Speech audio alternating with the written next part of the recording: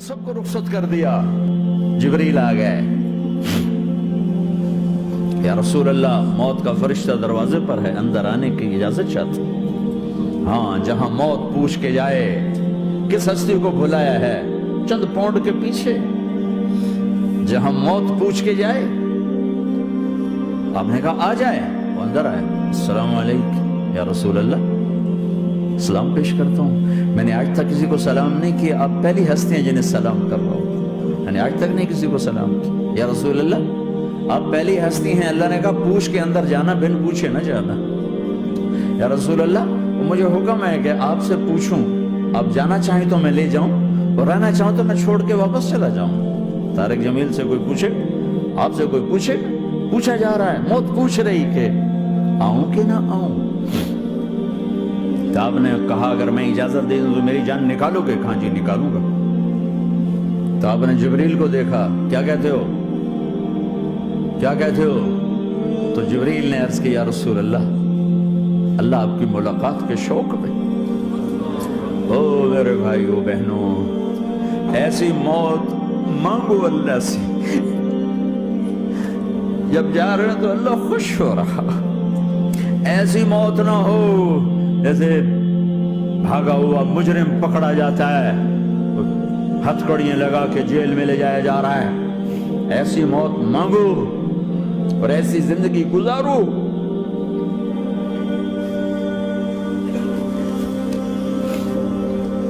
موت ہمارے لیے راحت ہے, اللہ خوش ہو رہا.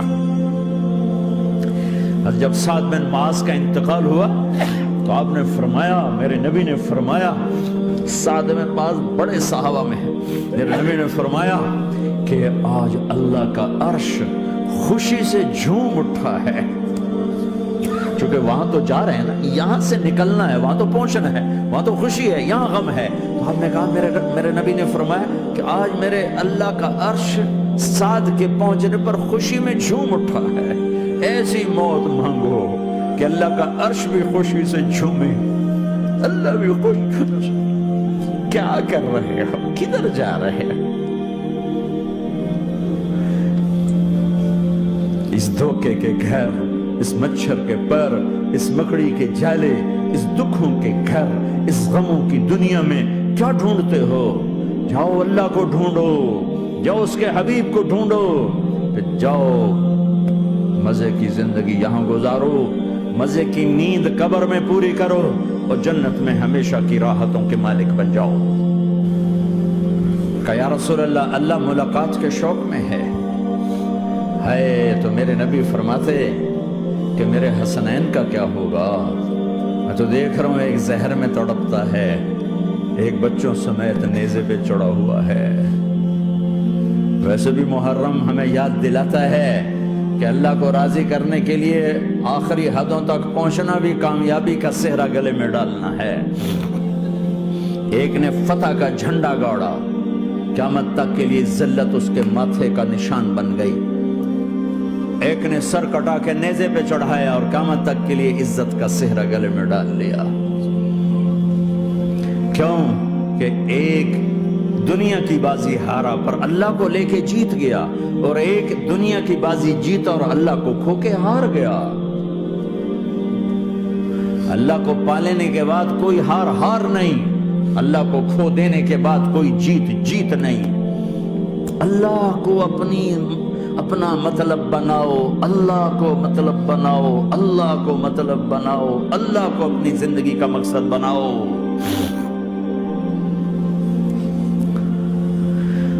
جبریل واپس جاؤ اور اللہ سے پوچھ کے آؤ میرے بعد میری امت کے ساتھ کیا کرے گی. واہ یا رسول اللہ.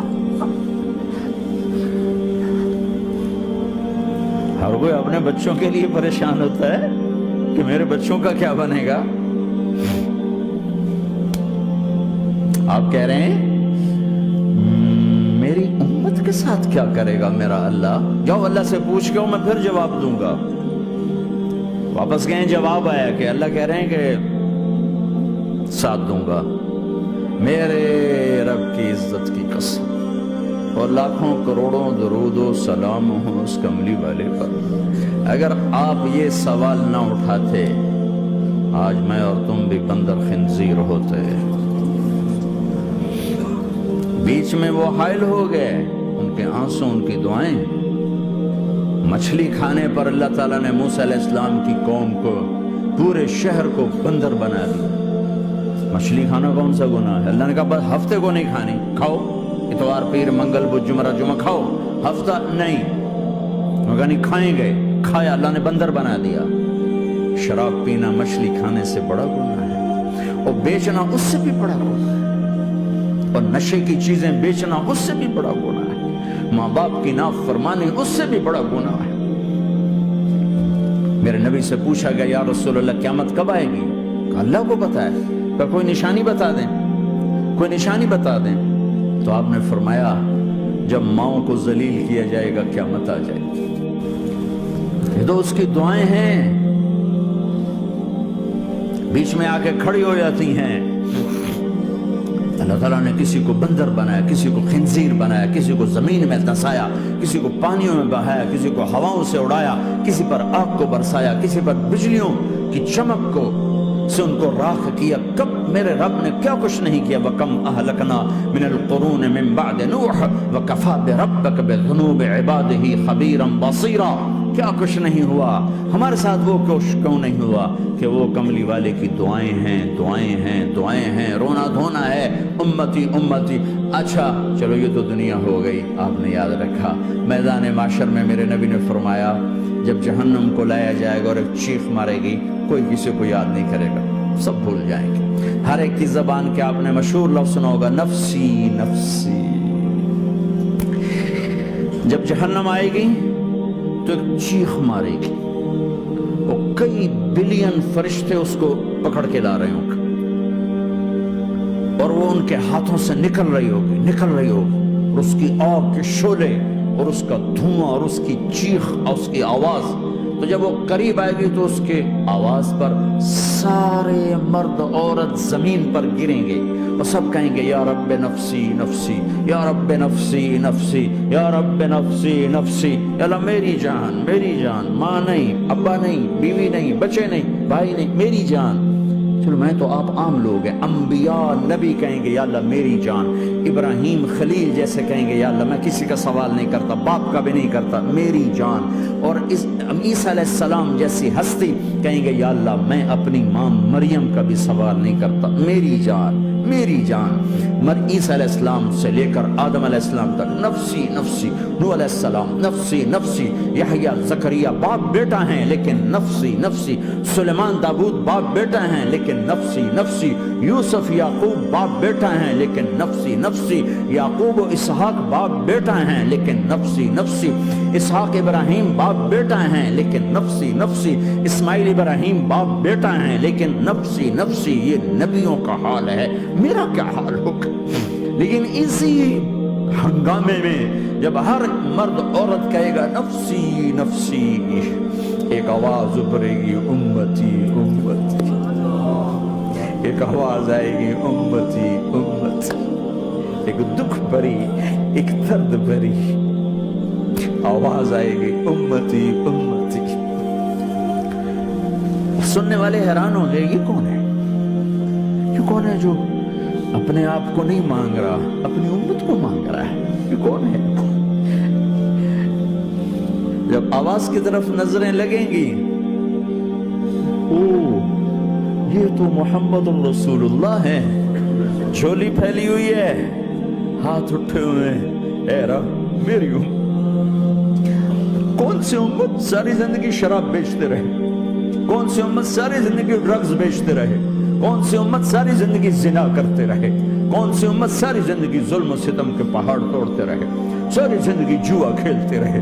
آپ تو کہتے دفع ہو جاؤ، میری نظروں سے دور ہو جاؤ، نہ تمہیں میری عزت کا خیال ہو، نہ میری نسل کی قربانیوں کا خیال، میرے معصوم بچے نیزوں پہ چڑھ کے اس کے دین کی، تم چند پونڈوں پہ کیا ظلم ڈھا کے آئے ہو، دفع ہو جاؤ، یا اللہ انہیں جہنم میں ڈال۔ یہ کہنے کا موقع تھا، میں قربان جاؤں اس نبی رحمت،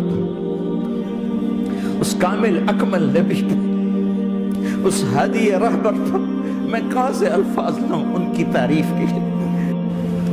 دو ہستیوں کا حق نہیں ادا کیا جا سکتا, ایک اللہ ایک اللہ کا رسول. ہر ایک کا حق ادا ہو سکتا ہے, اللہ اور اس کے رسول کا حق نہیں ادا ہو سکتا. وہ کہتے جا اللہ ان کو آگ میں ڈال دے. انہوں نے نہ مجھے دیکھا, نہ میرا گھر دیکھا, نہ میرے پیٹ پہ پتھر دیکھے, نہ میرا راتوں کو تڑپنا دیکھا, نہ میرا مچلنا رونا دیکھا, نہ احد میں ٹوٹے دانت دیکھے, نہ طائف میں بکھرا خون دیکھا, نہ کربلا میں اولاد کے سر نیزوں پہ چڑھے دیکھے. دفعہ دور کر دے میری آنکھوں سے, میں قربان جاؤں اس نبی رحمت پر. کہہ رہے ہیں یا اللہ میری امت, یا اللہ میری امت, یا اللہ میری امت, یا اللہ میری امت. نہ یہاں بھلایا نہ وہاں بھلایا. آپ کے لیے ممبر آئے گا, میرے حبیب بیٹھو, تو آپ کہیں گے اب مجھے خیال آئے گا اگر میں بیٹھا تو یہ مجھے لے کے جنت میں نہ چلا جائے. اور اللہ کہہ رہا بیٹھو, تو میں کیا کروں گا؟ میں خود زمین پہ کھڑا رہوں گا, ممبر پہ ہاتھ رکھ دوں گا.